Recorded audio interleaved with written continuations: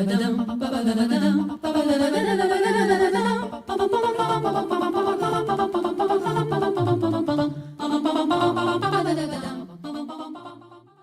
very pleasant good morning, good afternoon, and good evening. Welcome to the Chronicles, and this is Rita Gadi. Today we go solo because the title of our program, as you will read later, is To Look Back, Move On. So what are we looking back? The world in which we live in actually does not yield to anything that is quite comfortable at this stage. I am referring not only to the geopolitical scenario all over the world, because now we have all kinds of problems that are occurring in Europe, in Africa, in Asia, and all of this. And also now you have a new president in the United States of America, and that's a saying that whatever happens in America affects the whole world. As a matter of fact, they say something like, if America sneezes, the whole world catches a cold. So be that as it may, it still is considered to be one of the most powerful countries in the world, and we have seen how it has stretched its power, its might, its influence in practically all countries, all regions, all continents.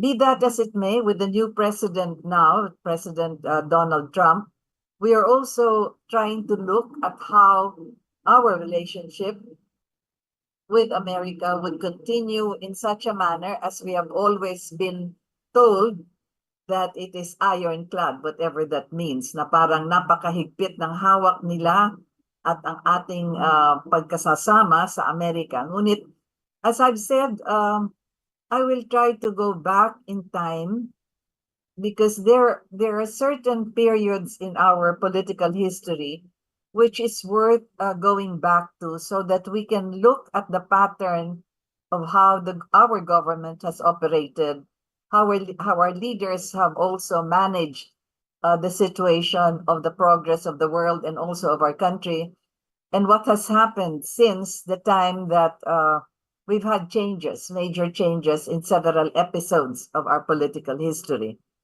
Since the only president that I could perhaps talk about with, not with authority, but a presidential period where I have had an exposure that was both personal, political, and also in a manner that we can discuss many things that happened then, which could be what I am referring to as looking back.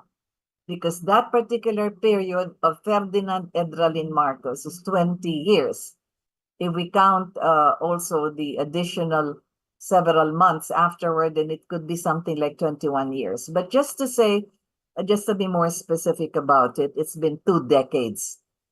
Now we look into this, we look back so that we can determine how our government was operating in a manner that was already part of the American influence even prior to that. But then we could see there that there were many episodes that happened where the influence or the partnership or whatever else you call it, the relationship we had with the United States were either in the brink of being ended or that it would be continued. But whatever it is, that is where I'd like to look back to. Because after Ferdinand Edralin Marcos, many years after that, from 1986 to this president, and that is the junior of Ferdinand Edralin Marcos, we have this junior, Ferdinand Romualdez Marcos Jr. It is not by way of comparing, but this is by way of looking at the stage we're at and how we can move on in the manner by which his father, since 1966 to 1986, was able to handle the influence or the workings of the United States of America. So 1965, that was when President Marcos ran for the presidency. But prior to that, he was already in politics. After the Second World War and after his practice of law, after his being quite prominent already as a lawyer, he decided to enter politics. And the first field that he entered into was in Congress. And then after Congress, the Senate, which he stayed in for only about 2 years because he was already aiming for the office of the presidency. What am I trying to say here? Well, early on, when he entered politics, he already had in mind his ideal as far as service to the country is concerned. It is not just to end in Congress for all the terms that is allowed by law, or is it going to end when he becomes senator? But he would want to pursue this until he becomes the head of government, the head of state, as president. So you could see that he designed his political career and all his actions towards that end. So what am I trying to say here? How many of our politicians at the early stage of their political life already aimed for the highest office? Or are they aiming only for what is present right now for the House of Representatives or the Senate, or for mayorship or governorship as executives? But how many actually already had in mind, as soon as they entered politics, the office of the president is the target? I am saying this because that is where you could see how intent and how the ideal and how the vision of Ferdinand Edralin Marcos was, insofar as not just public service, but insofar as leading the country the way he would have wanted to. As a matter of fact, his battle cry at the time was, and it was repeated when he ran for several re-elections for the office of the president, was, "This nation can be great again." It sounds like Trump. It sounds like Trump borrowed it from him or whatever it is. But Marcos was way ahead as far as that cry is concerned. So in 1966, he already said that. He aimed to make the office of the nation great again. When we had the chance to interview him when he was re-elected 1969, and the same cry was the same statement was what he made: "This nation will be great again." I asked him, when were we great? Because he said again. So this is where he gave the whole history of how it was when we were still divided into tribes and dato-ship and sultanates, and you had the rajas and all of this heads, and we were very feudalistic. But even in these little kingdoms, as we would call it, like for instance, Manila was one of the central kingdoms, and there you had Raja Sulaiman, who was the head, and that was supposed to be one of the biggest also as far as the dato-ship was concerned. And so he was saying that the Rajas were already wearing gold. They had trinkets, they had bracelets, they had necklaces made of gold, their scarves and their whatever little clothing they had, because they were really bare, they already wore silk. So even at the time, we already had the fineries or the luxurious elements that actually was used by the leaders. But that was not what made it great. But what made the Philippines great at the time were these little tribes where you had the different villages thriving and being successful, and were already engaged in trade, not only among each other, but also with foreign countries. For instance, like in India, we already had not trade relations, but we already had barter, whatever else you would call it. We had economic activities. And then, of course, China, with the coming in of several of the sampans, as you call it, the little boats that were coming in. And then the biggest of them all, as far as trade and economy is concerned, was there in Sulu, where you had the Sultanate of Sulu, having this strong economic and trade relations with China, to the consequence that when the Sultan of Sulu died, the Sultanate, the kingdom in China decided that he should be buried there, and all his relatives would be given Chinese family names and would be considered as Chinese citizenship. That was how close the relationship was. And to this day, those of you who would like to visit China, for instance, then you could go to that place in Diju where you have the burial ground of the Sultan and some of his relatives and heirs, or the progeny that the Sultan had living as regular Chinese people in China. What I'm trying to say is that that was how the idea or the ideal that the senior Marcos had, to be able to make this country great again. And so it was that shortly after his presidency, I think it was only just a couple of months, he was invited already for a state visit to the United States of America. At the time, we had the Vietnam War, which was raging. This was the communists trying to take over the whole of Vietnam to convert it to make it a communist country, and that was where America came in, and that was where practically you had that long war of the Vietnam and America War. And that was when America needed all the allies it could have to be able to be with them as far as fighting the communists in Vietnam. And at the time, President Marcos Sr. was the shining example of a democratic country here in Asia, in the Southeast Asian region. And so he was invited. I've already talked about this some time back, that he was given prominence by the American media as being the most decorated war veteran, and also that he topped the bar, and that he was the leading democratic statesman and president of a country that is an ally of the United States of America. So he was the cover of all their big magazines and of their newspapers.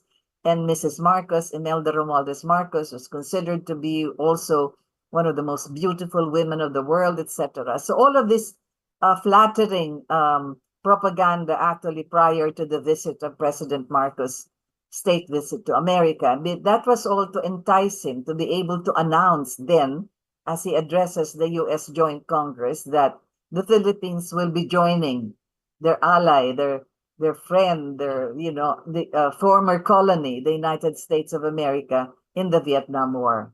But that was not what Marcos did. So you can imagine how frustrated America was. What did Marcos do? So instead of talking about the Vietnam War, when he addressed the joint session of Congress, House of Representatives and their Senate, plus all the other military officials and their courts, the entire government, as a matter of fact, listening to him, he said, well, America should not forget. And what was that? Well, that was because he was aiming at the promise of America, not just a promise, but because our soldiers fought with the United States Armed Forces here in the Far East, what you call the USAFE, United States of America forces in the Far East, our soldiers were part of that military that fought the Japanese here in the Philippines. So because of that, we were entitled to the veterans' pay, the pension, and of course, other benefits that were given to the veterans.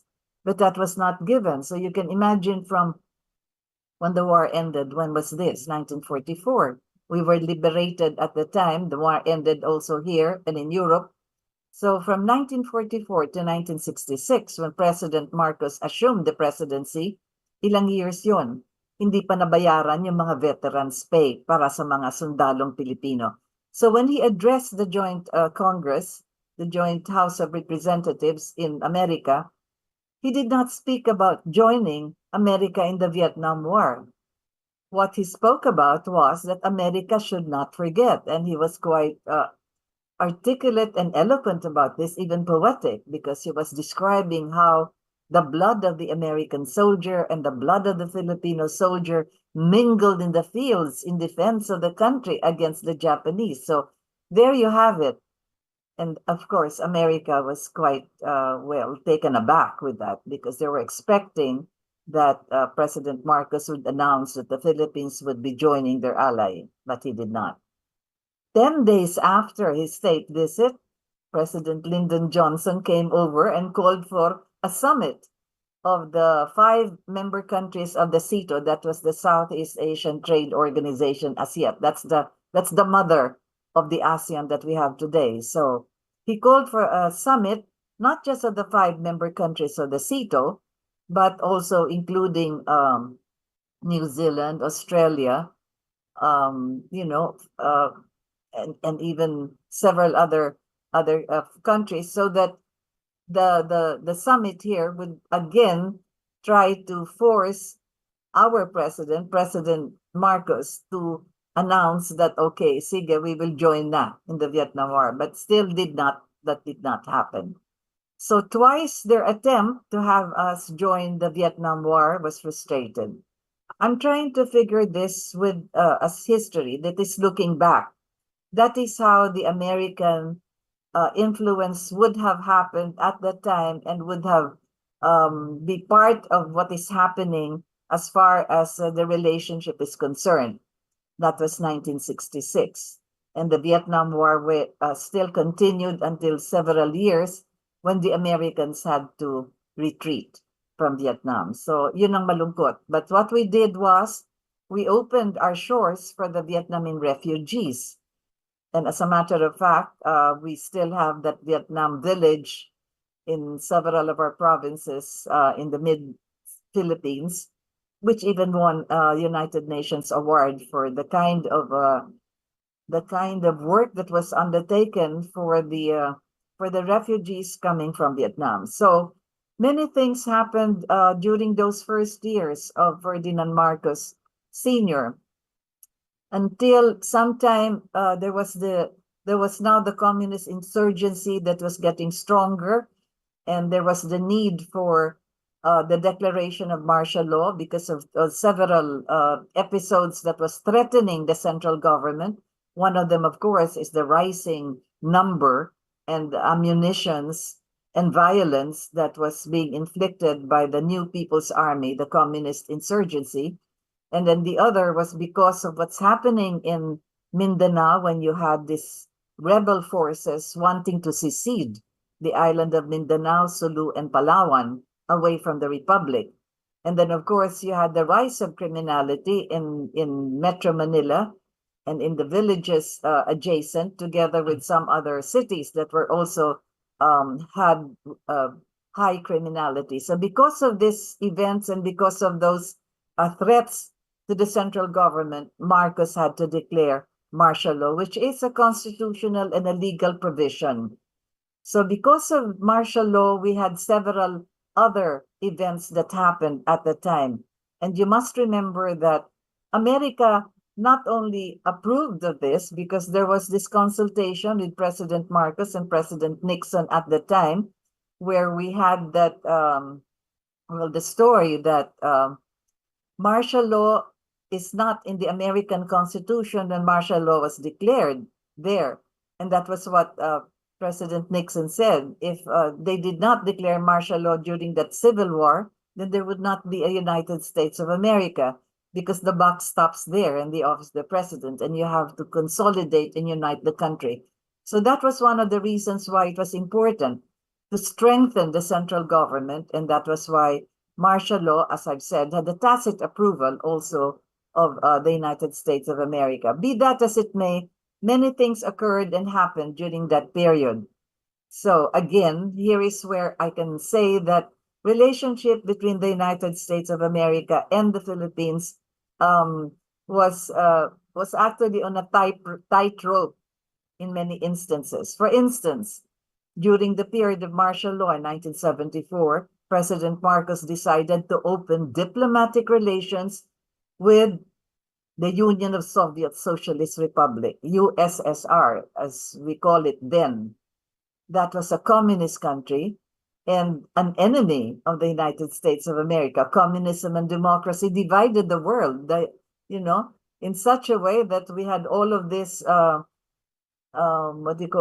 espionage going on between elements of the bureaucracy of Russia, of the USSR and America, and all of these James Bond films, if you're familiar with them, actually pictured how it was That was what they called the Cold War. We were not in open confrontation with Russia or America with Russia, but there was this Cold War, so that countries which are considered to be communists are enemies. So we opened diplomatic relations with the enemy of the United States, which was the Union of Soviet Socialist Republics, which is now called the Russian Federation. Again, within the year, we also opened diplomatic relations with the People's Republic of China. Can you imagine that? Another communist country, not yet as strong as it is today, but already you had the end game of the Cultural Revolution. Mao Zedong has already retired. You have Chou Enlai, you have Deng Xiaoping, and I'm sorry, you had Chou Enlai and Deng Xiaoping. I'm sorry, Deng Xiaoping already in power, and there you had the continuation of the Cultural Revolution, where you had the Red Guards actually doing many of the disciplining of the peasants and the work that was needed in order to feed the many millions of Chinese, and also to begin their factories and their industry, etc. So you can imagine how during that period of martial law, you had two important foreign relations which President Marcos undertook against the United States of America's enemies. So we befriended Russia and we befriended China. As a matter of fact, the first opening of visits was undertaken by Madame Imelda Romualdez Marcos together with our junior president. So that was where he also met Chairman Mao Zedong and had also a meeting with Chou Enlai and Deng Xiaoping. So what I'm trying to trace here is looking back how we behaved at that time against the interests and and of course of the United States of America by befriending and opening and establishing, as a matter of fact, embassies in America's enemies. So, did America cut relationship with us? No. Why? Because the American bases are still here. They could not afford to, to antagonize Philippine government because of what it has done, what President Edralin Marcos has done. Instead, it just kept quiet with that. In fact, it was President Nixon who was congratulated even with a personal letter from Chou Enlai, which Mrs. Marcos brought, because when President Nixon stepped down from the presidency, that was one of the letters that she brought to him already, with the acknowledgement of China, because it was President Nixon who really said that we should befriend China at that stage anyway. But also during that period of martial law, that's about 11 years from from the declaration until it was lifted, 1981. We had the organization of the NEDA, the National Economic Development Authority, which was the mother of all the economic programs and policies that President Marcos intended for the country. So you can imagine how every province is already demographically, politically, and agriculturally positioned in such a way that we could have progress and economic development by having all of them concentrated on what is the main program that President Marcos Edralin had. But other than that, other than the creation of the NEDA, it was also the establishment of the new society where discipline was priority. So, as they say, it was so important that you cross the pedestrian lane or you get caught, you get not just a fine, but you get lectured. Many other little ordinances and laws you had to follow, or else you will suffer the consequences. So discipline was a priority, which is very important for a country that is developing. That was the part of the new society. Other than that, many things were also ongoing. That was the time when we had the establishment of many of our institutions, like the tertiary hospitals, the heart center, the kidney center, the lung center, etc. That was when we had the massive infrastructure from north to south, the bridges, the airports, and all of this, all of the other means of communication that had to be constructed. And then we had the first LRT here in Asia, in the ASEAN region, rather. That was one of those that Mrs. Marcos was able to obtain from the Belgian government, the first LRT. So that was all part of the NEDA planning, how the traffic and the transportation could be eased insofar as the metropolis is concerned. That was also the establishment of the Metropolitan Development Authority, which included at the time 13 towns and 4 cities, which is now practically all of that 14 cities, now known as the Metro Manila Development Authority, which was then the Metro Manila Commission, which was also headed by Mrs. Marcos. That was during that time. So you can imagine how important that period of martial law was. But the most important, because here I am referring to our relationship with the United States of America, it was at that time when President Marcos declared that the military defense treaty between the United States of America and the Philippines should be further reviewed, and that certain changes will have to be undertaken because times are a-changing. The geopolitical scenario is now a different historical period altogether. So, what did Marcos do at the time? What did he do at the time? Well, the military bases had some kind of a timeline, although it was not written in black and white, but the timeline of 99 years. Marcos reduced this to 25 years with the review of every 5 years, so as to give an opportunity for whoever will become president after every 4 years could be able to do something as far as checking on the military defense treaty again. So from 99 to 25 to 5. As a matter of fact, it would have ended. I mean, this 95, 25, 99, 25, and 5 years would have ended way beyond his term. But since there was going to be a snap elections, which I will get into, would have ended in 1992. And that was during the time already of Mrs. Aquino. And then you have the senators, led by Senator Salonga, claiming that they were the ones who put an end to the bases. No, it was the fact that it was Marcos who actually programmed it already from 99 to 25 to 5, plus the reduction of the hectarage occupied by the bases. So it's no longer just so many 100,000 hectares. Now it's been reduced to just several 10,000 or so. And then you had the declaration also of the president that he does not wish that it will just be military aid that will be given by the United States. It would be something like, or something that is dependent on Congress to approve as far as the granting of military assistance to the Philippines is concerned. Marcos said, no, you pay rent for the occupation that you have on Subic, the naval base, and on Clark, the Air Force Base. So medyo masakit yon ang pagkasabi niya.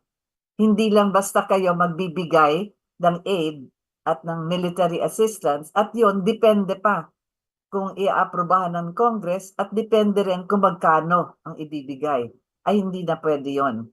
Sapagkat andyan kayo, you're occupying Philippine territory, the naval base in Subic, and you're also occupying Philippine territory, which is the Clark Air Force Base. You pay rent for the number of hectares that you are occupying.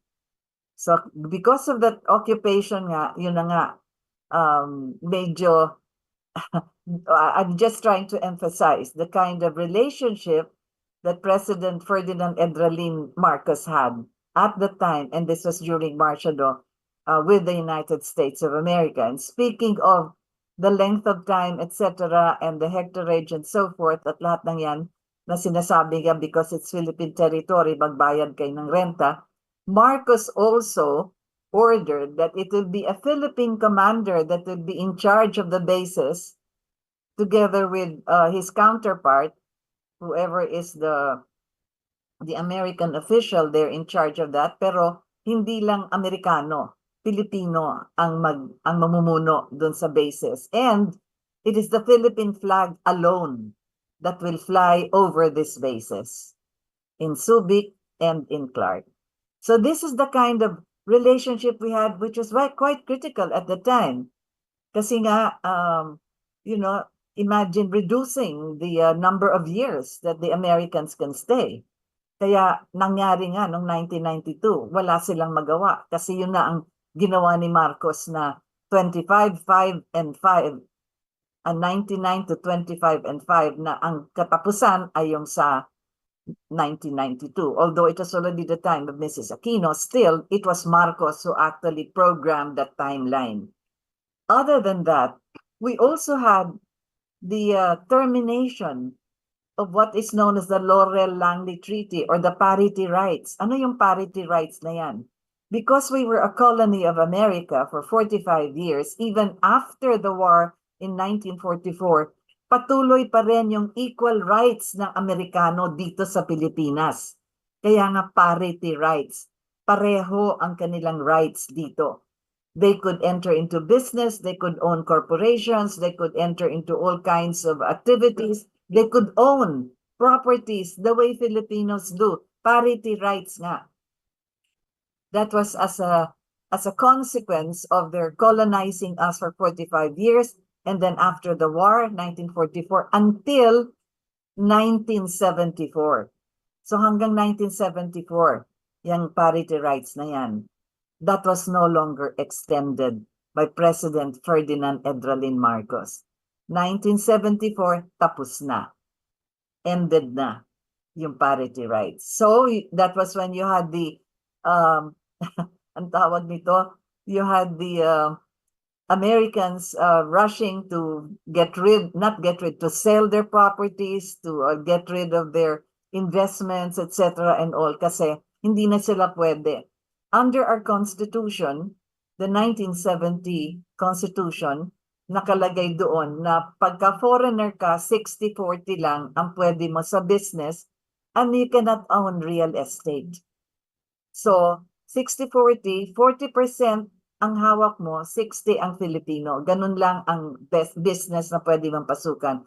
And you cannot own property. So, yun ang isa pa rin na nangyari because of the termination of the parity rights. So that also occurred during that time, that period, not because of martial law, but as I said, during that period. So also during that period, as I've said, we've had the establishment of many institutions that are now still serving us. I mentioned the tertiary hospitals. I mentioned the infrastructure of the highways from north to south, the ports, airports, and ports. As a matter of fact, Cebu, for instance, the connection of the islands, Cebu and Mactan, plus the airport, and of course, rural electrification. Remember that prior to the parity rights, hawak lahat ng Amerikano yan. Meralco, hawak nila yan. Electric company, telephone company, gas company, water, lahat. Kanila lahat yan, hawak nila. When they but they had to let go of that, sino ang bumili niyan? Well, you could see in history how all of this were purchased by several corporations, Filipino corporations, na pinahawak din ni Marcos sa mga Pilipino. So you had, for instance, Meralco, Filipino na yan. Then you had a water system, Filipino na yan. But all of this, government ang namamahala. Binili na sa Amerikano. Pero public service yung mga yan, kaya Philippine government na ang namamahala. Ang malungkot na nangyari dito, nung dumating yung ibang administration, gumawa ng batas na yung mga public service na yan ay ibinigay naman sa mga oligarchs.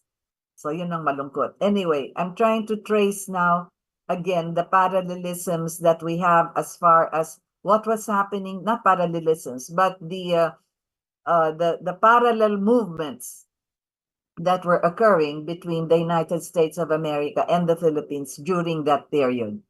Now, when 1986 came, Well, prior to that, nagkaroon pa rin tayo ng massive agricultural production, rice especially. Kasi nagtayo si President Marcos ng International Rice Research Institute kung saan pag-aralan paano ba tayo makakaani ng ganito kadami, anong kailangan fertilizer, insecticides, etc. So, ginamit lahat yan hanggang sa lumaki at lumaganap yung ating rice production to the effect that we were now exporting rice even. Can you imagine what a beautiful season it must have been? So yun yung period na yan, na kahit na nagkaroon ng konting samaan ng loob, kung masasabi natin ganon, sapagkat maraming ginawa si President Edralin na hindi sang-ayon sa kagustuhan ng Amerika, ay nagkaroon din tayo ng ating sariling sikap ng production. That's why you were able to export rice at that time. So that was also the establishment ng Kadiwa. Iisa lang yan dati eh. Yang Kadiwa na yan is a storage, cold storage and with different kinds of facilities para lahat ng inaani sa bukid doon ibabagsak para ito ay di-distribute. Wala nang middleman. Kaya mas mura ang bilihin, sinasabi nga na yung kadiwa na yan ay diretso na magmula sa bukid doon sa mga mamimili. Now, President Junior is trying to replicate this by setting up also that kind of an arrangement. Hindi na kasing laki ng original kadiwa, pero ito, he has organized and established and will continue to establish several of these kadiwa stores all over the country, which is the idea that was born during that time of his father, when martial law was declared, that wala nang middleman, na wala nang mga ibang tao pa na makikialam sa presyo ng bilihin, diretso na kaagad yan doon sa mga mamibili, sa mga commercial, sa mga taong mamimili. Tayo yon, the common tao. Several other things were also taken up during the time, but then we are now approaching 1986. So anong nangyari? At bakit parang bigla ba na kinailangan ng Amerika tanggalin si President Edralin Marcos? Well, prior to that, 1981 or so, may nangyari na patay si Ninoy Aquino sa tarmac. Hanggang sa kasalukuyan, sabi nga, ang pumatay dyan na isang hired killer na komunista or whatever. Pero yung timing ay dumating sa punto na kinakailangan ng Amerika na may gagawin para magising ang tao at magalit kay Marcos. Kaya nakita ninyo sa simula, yun ang kanilang ginawang dahilan na kasi napatay si Ninoy Aquino sa tarmac. Pumasok na ngayon ang mga finance institutions ng IMF at saka World Bank. 1981, naghigpit sila ng credit. Imagine, 486 banks of the IMF and the World Bank hinigpitan ng credit sa Pilipinas. Talagang papahirapan nila si Marcos para lumuhod kung ano man ang kailangan na luluhudan. Pero hindi yan ginawa ni President Marcos because noon gusto na lang pumasok na tayo dito sa WTO, World Trade Organization, para sila na rin na magdidikta kung ano ang mga tariff na kanilang ibibigay o ipapatong, sapagkat alam naman natin yan, basta finance minister natin o finance secretary, mga lahat na yan, Amerikano ang nagsasabi kung sino ang gusto nila. So whatever reason there is behind that, yun na ang nangyari over the past other presidents and even after 1986, if you will observe it quite closely. But nonetheless, yun ang nangyari nung si Ninoy Aquino ay napatay doon sa tarmac. Naghigpit para ma-agitate ang tao na kasalanan ni Marcos, ayan na nangyari at ngayon naghihirap kayo sapagkat hinigpitan ang credit. But again, this is a personal knowledge that I was able to obtain nung nagkaroon ng trial sa New York at nag-testify doon ang former central bank governor, si Jaime Laya. At doon, tinanong siya, o anong nangyari noong 1981 na naghigpit ang IMF at World Bank? Bumagsak ba kayo sa Pilipinas? Ano bang ginawa ni Marcos? So it was Laya who testified that he told the president that we have problems now. And that this is what the IMF and the World Bank has done. And so Laya was cross-examined. So what did Marcos do? And Mr. Laya said this in court. And it's in court records to po. Pwede niyong basahin. President Marcos called up several banks in Switzerland. That was baka hindi eksakto yon ang pag-quote ko, pero sinabi niya yon. And that is court records. You can read that in court. I have the records of the court too, if you want to look at them. Pero sa New York, andyan yan, mababasa nyo. So he said, President Marcos called several banks in Switzerland. Do you know who these banks? Do you know what banks? Do you know who? Sabi niya, no, I don't. Kung sino ang kinausap niya. Do you know the banks? Yes, sinabi niya. Swiss Bank Corporation, Credit Suisse. Meron pa siyang 3 bangko yon na sinabi niya. And then what happened? Tinanong siya sa cross-examination. And then money came in. Dollars came in. I think something like, I may not have the exact amount, but something like $700 million came in. At alam niya yan sapagkat siya yung andon sa central bank. Alam niya yung mga pumapasok na pera. And then, again, as I've said, you have the records there. Exactly how much came in. So money came in, na-save yung ating ekonomiya at that time in 1981 nung naghigpit ang World Bank at IMF para nga mahirapan si Marcos. Bakit nila gusto naman pahirapan si Marcos? Kasi gusto silang alisin. Bakit nila gusto alisin? Because at about the same time, not about the same time, just a couple of days apart from each other, nung napatay si Ninoy sa tarmac, inoperahan si Marcos ng kidney transplant. At ang balita ay, yung unang transplant ay ni-reject ng kanyang katawan. Hindi mo naman kaagad mapapalitan yan. You have to wait for at least several months. Ang kwento, I do not have documentary confirmation in this, but I was able to talk to some of his doctors. Nagkaroon ng second operation noong November. But between August 21, kung saan yung araw na napatay si Ninoy Aquino, I think it was August 27 or thereabouts, nung nagkaroon ng surgery si President Marcos. In fact, kung matatandaan ninyo, nung siya ay humarap doon sa camera nung pagkamatay ni Ninoy at sinabi nga niya na kagagawan ito ng mga komunista, hindi siguro niya nahalata na napakalayo nung camera sa kanya sapagkat at the time he was recuperating from a major surgery which was a kidney transplant.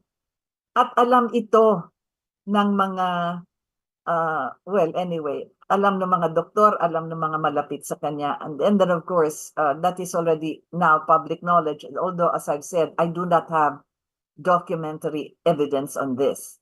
Anyway, so yun ang nangyari sa panahon na yun. Sapagkat kung sakaling merong mangyari at hindi, at pumanaw si President Marcos nung panahon na yun, na nire-reject yung kung ano man yung kidney na nilagay sa kanya, na nag-transplant sa kanya, ang kasing nakasulat na dokumento na ang alam ng Amerikano ay yung handwritten din ni President Marcos, na ang mamumuno kung sakaling mamatay siya ay si Imelda Marcos kasama ng parang Council of Advisor or Council of Elders or ano, na kasama ang militar at kasama ang private individuals. Sila ang parang council na magte-take over muna kung sakaling pumanaw si President Marcos At pagkatapos, maybe in a year or so, sila na rin ang tatawag ng national elections for the presidency.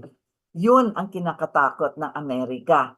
Takot sila kung si Mrs. Marcos ang mamumuno. Bakit natakot sila? Bakit sila natatakot? Well, I have been honored to have covered several of Mrs. Marcos' diplomatic missions. Nasabi ko nga yung pagbukas natin ng diplomatic relations sa Russia, sa China, siya ang nanguna bago naging official. Ang laki ng kanyang reception. May retrato pa nga, kung matatandaan ninyo, hinalikan pa ni Mao Zedong yung kamay ni Imelda. So, all of this actually could indicate na magaling si Mrs. Marcos when it comes to diplomatic relations with big powers, can you imagine? And other than that, with an enemy of people in Mindanao, si Muammar Gaddafi, na at that time nagsusuporta ng logistics at ng armas doon sa mga rebeldeng gusto magsisid. Pinuntahan niya yon. And, you know, as I've said, I have personal knowledge of the visit of Mrs. Marcos there and her conversations with Colonel Gaddafi. And what resulted?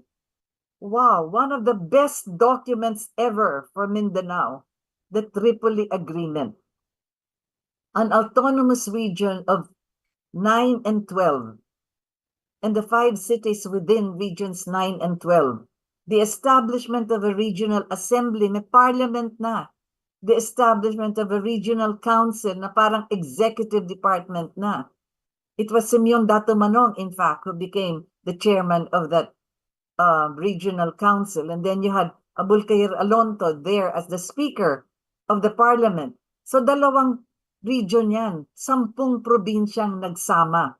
You did not segregate just the Muslim, predominantly Muslim communities. No, you banded together all of them in these 2 regions for an autonomy that would be able to function on its own without having to clear major items, major policies with the central government. Ang hindi lang pwede yung hindi sila pwede magtayo ng sanilang military component, hindi sila pwedeng mag-imprenta ng money, hindi sila pwedeng pumasok ng foreign affairs. Yun lang ang mga nasa central government. And I don't know what others, of course, printing of money, etc.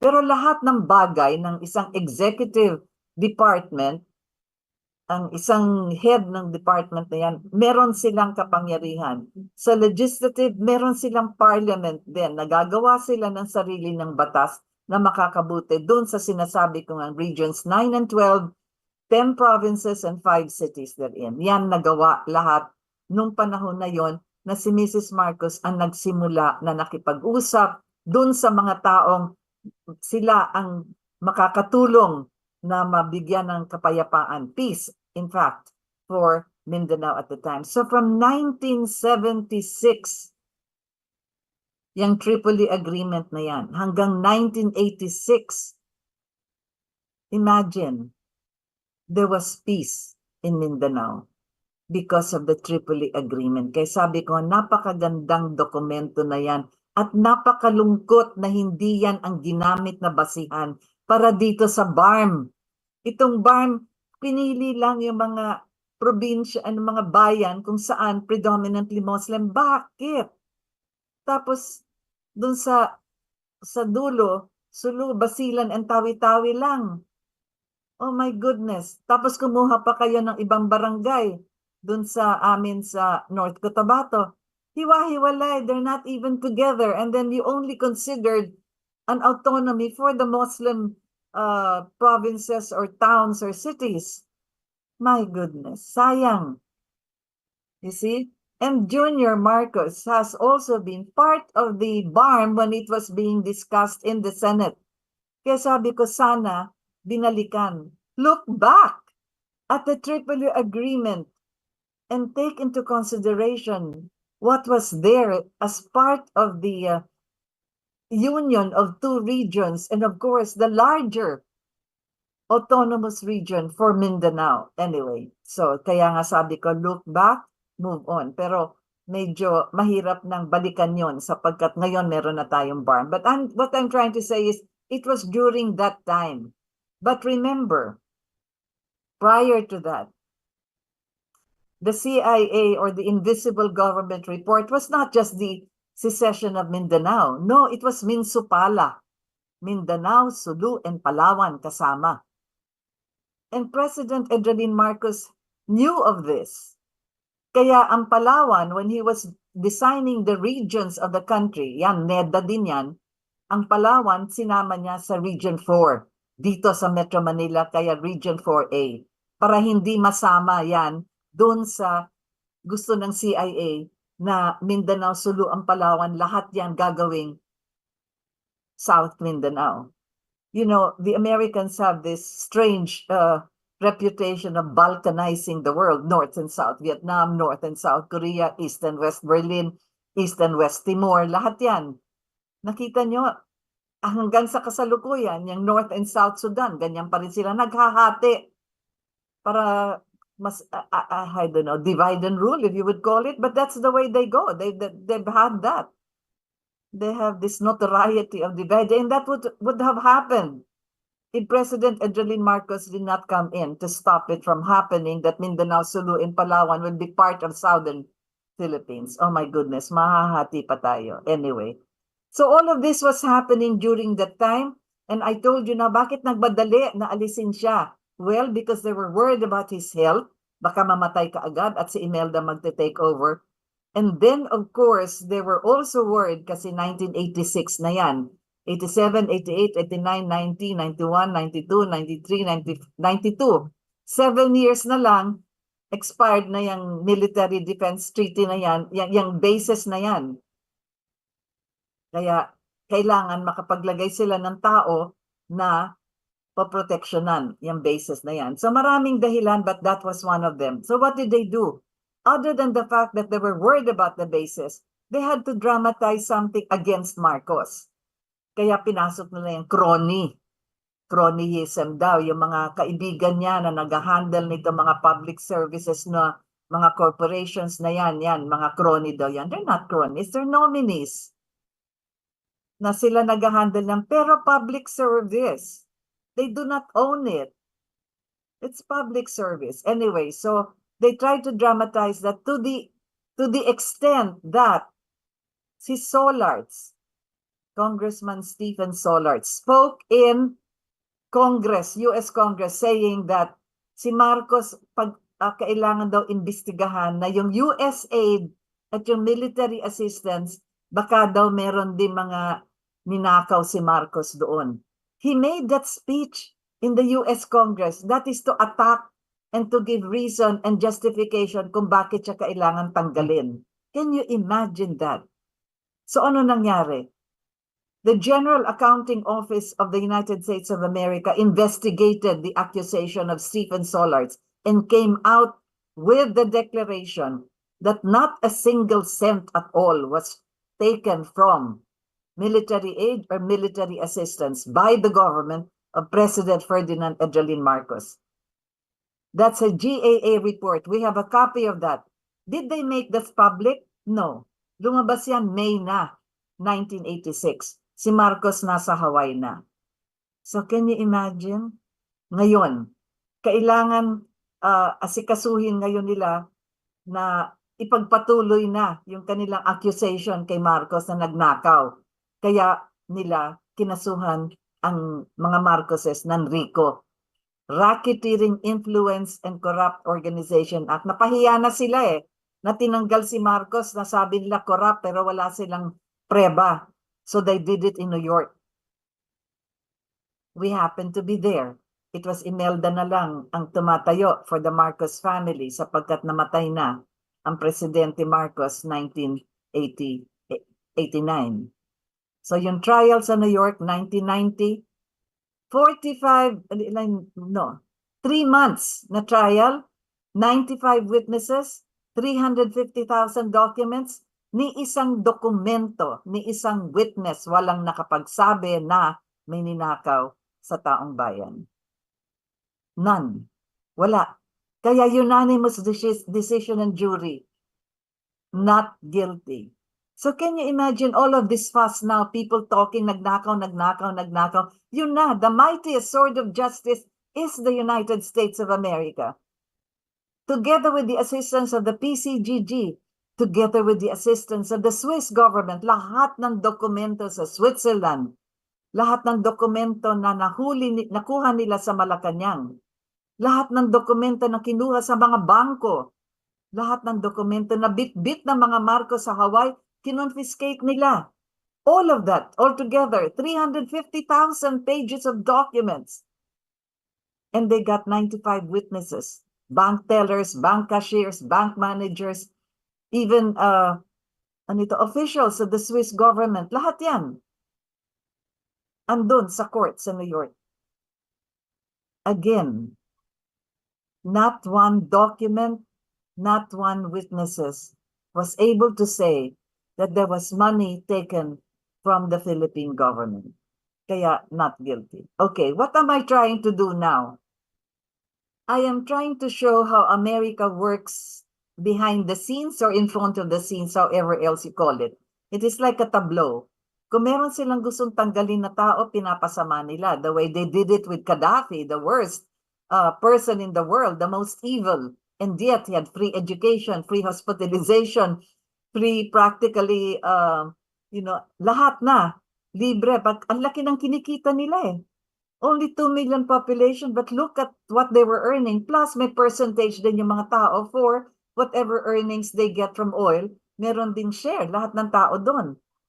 Is that a bad leader? They had agricultural productivity. He desalinated water from the Mediterranean. Makita mo sana yung kanyang La Revolution Verde, the green revolution of Gaddafi. They were producing their vegetables, their rice, everything, their fruits, because of desalination na ginawa nila. Anyway, so what I'm trying to say is they demonize first the leader that they would want to remove. The same thing happened in so many other instances. In Iraq, for instance, yun din ang Iran, yun din ang ginawa nila sa Iran nung tinanggal na. Ganon din ang ginawa nila sa Iraq when they wanted to remove Saddam Hussein. Weapons of mass destruction. You imagine how it was. You have General Powell there in the United Nations in tears, screaming out that there are weapons of mass destruction in Iraq. Pero walang nakita. Tatlong United Nations scientists and nuclear physicists, lahat pumunta ng Iraq, wala silang nakita. Ano nga sabi ng kanilang Secretary of State? Ang Amerika din ang nagdala niyan dyan, pero binaon na namin. We covered it with lead, kaya wala na talaga silang makikita. Can you imagine how it goes? That is how America works behind the scenes in countries where America has interest. Look back. So, ito na ngayon ang anak. Dito ngayon, bago pa itong si Ferdinand Marcos Jr., nakuha na ng Amerika yung mga ibang gusto nila. Nagkaroon na sila ng mga ibang arrangements. Pumasok na tayo sa WTO, lahat-lahat na yan. At dito, nung panahon pa rin ni Noynoy, nagkaroon na ng nung panahon pa ni General Ramos, Visiting Forces Agreement, unti-unti na pumapasok. Kasi wala na yung bases nila 1992, natapos na. And then of course, pumasok din sila dyan sa panahon ni President Noynoy Aquino, yung EDCA. Sa ngayon, ilan na itong EDCA? Dito naman sa kay President Ferdinand Marcos Jr. Sabi nila, 10 na daw, sabi ng iba 19. We really don't have an actual count, but sometime back I was mentioning all the other camps that they had already occupied. Kung babasahin niyo yung EDCA, number 1 provision is para makatulong daw sa climate change, para makatulong daw sa relief and restoration and rehabilitation, at incidentally ay magkakaroon din ng mga sundalo doon at saka mga military personnel, pero not specified kung anong ginagawa nila at bakit sila andon. Hindi namang sinasabi na lalaban sila sa China. Yun nga ang gagawin nila, tutulong sa atin sa mga rehabilitation, sa climate change, etc., etc., etc. Ilang bagyo nang dumaan, ilang baha na at lahat. Anyway, so if we really go down, kung hihimayin talaga natin, yun talaga ang makikita natin, the pattern as it is of how there have been movements behind the scenes or actually on stage. Sabi nga, we strut and fret upon this stage, signifying nothing, di ba? Anyway, so that is how it goes. Kaya mahalaga na pag-aralan natin, may bagong presidente ang Amerika. Ang ating presidente is only 2 years old, entering into his midterm. He has been able to consider the tightrope of where he is right now between America and China and the Philippines in the center. Remember, we are the gateway of the Americas to Asia. And Asia also, we are the gateway to enter America. Dadaan kasi sa atin lahat, para nga tayong revolving door. So, our president is doing his best to be able to walk the tightrope sapagkat ang hawak niya, remember, the tightrope walker, may hawak niya na mahabang rod. Binabalanse niya ang sarili niya. Parang si Ferdinand Marcos Jr., siya yung naglalakad dyan sa tightrope. Hawak niya sa magkabilang kamay ang United States of America at ang China. So, Mr. President, look back every once in a while. See how the United States of America has played its way in and out of many of our foreign policies, etc., and their influence in trade and economy, and etc., and then move on. So let us all be supportive. Remember, I've said this so many times, I will repeat it again, there is only one seat of power occupied by just one man. He sees everything, he knows everything, he's a brilliant man. And so it is in his hands that we lay our future now that another president of the United States of America is there at the White House. Marami pa ako makikwento, ngunit yan na muna ang ating simulan sa araw na ito. Look back, move on. Thank you for all of those who may be listening, who will be listening in the future, for all of those also who have watched us. Thank you for joining us. This has been your Chronicles, and this is Rita Gadi. Ba-ba-da-ba-dum, ba-ba-da-ba-dum.